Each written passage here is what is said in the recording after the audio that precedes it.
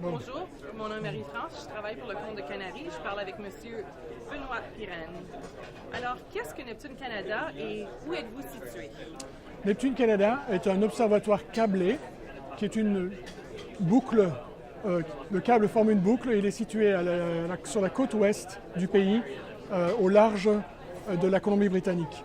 Il comprend un certain nombre de sites sélectionnés pour leur intérêt scientifique sur lesquels on a installé un certain nombre de capteurs qui vont renvoyer des informations sur l'environnement et la colonne d'eau et tout ce qui se passe dans l'océan, et cela pendant, on espère, au moins 25 ans. Qu'est-ce que la plateforme pour la création et soutien d'organisations virtuelles en sciences océaniques?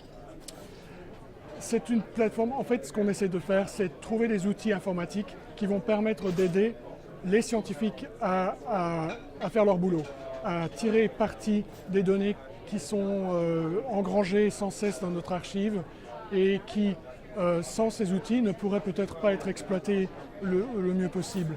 Nos scientifiques se retrouvent un peu partout dans le pays, mais également un peu n'importe où dans le monde. Et ce qu'on veut faire, c'est leur offrir des outils qui vont leur permettre non seulement d'interagir avec ces données, mais aussi d'interagir avec les instruments sous-marins. Est-ce que vous pouvez me citer quelques exemples de la manière dont les chercheurs utilisent la plateforme pour la création et soutien d'organisations virtuelles en sciences océaniques? C'est un outil qui permet, ce qu'on fournit, c'est un outil qui permet de collaborer. Ces scientifiques doivent maintenant faire face à une quantité de données importante et il devient presque impossible de travailler à ces données et à un projet scientifique donné en restant seul, isolé dans son petit labo, dans son petit coin. Donc ce qu'on doit faire, c'est essayer d'encourager ces scientifiques à travailler ensemble, mais aussi à leur donner les moyens de travailler ensemble en leur fournissant ces espaces virtuels dans lesquels ils peuvent analyser les données, les visualiser et également échanger des informations, des concepts et des résultats avec leurs collègues de partout. De quelle manière les Canadiens en profitent-ils de cette recherche?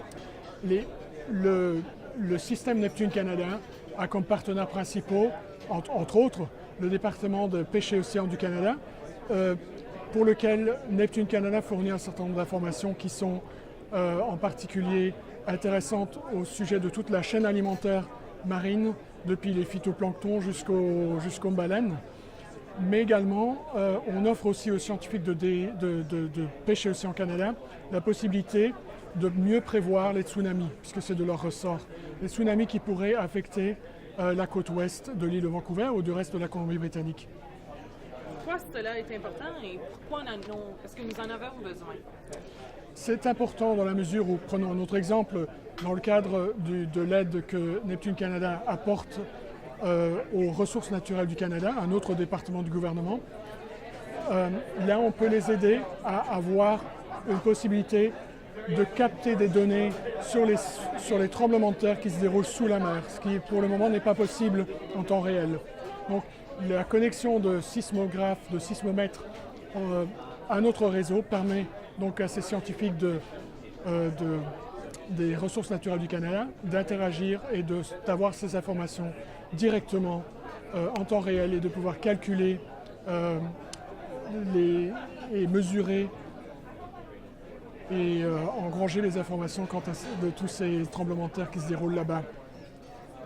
Quel est le travail le plus important effectué jusqu'à date?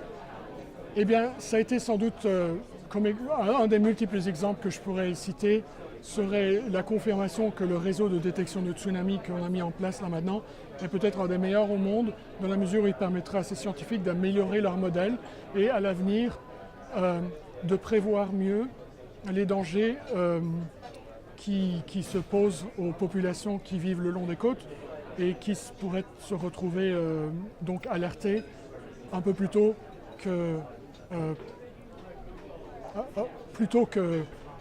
ce n'était possible auparavant, de façon à pouvoir s'évacuer et gagner des terres plus élevées en altitude.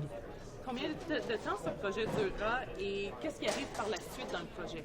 Voilà. Neptune Canada est fondé pour 25 ans, est prévu et est conçu pour durer 25 ans pour permettre d'avoir une longue série d'informations qui permettront de mieux comprendre le climat, etc.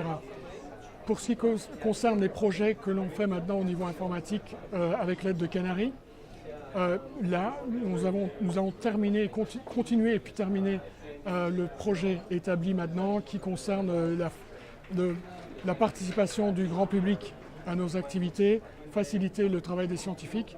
Et après cela, on va voir, parce que l'informatique évolue rapidement et ce n'est souvent pas prévisible. Il est difficile pour moi de dire ce que dans 5 ans sera possible avec les technologies de l'information.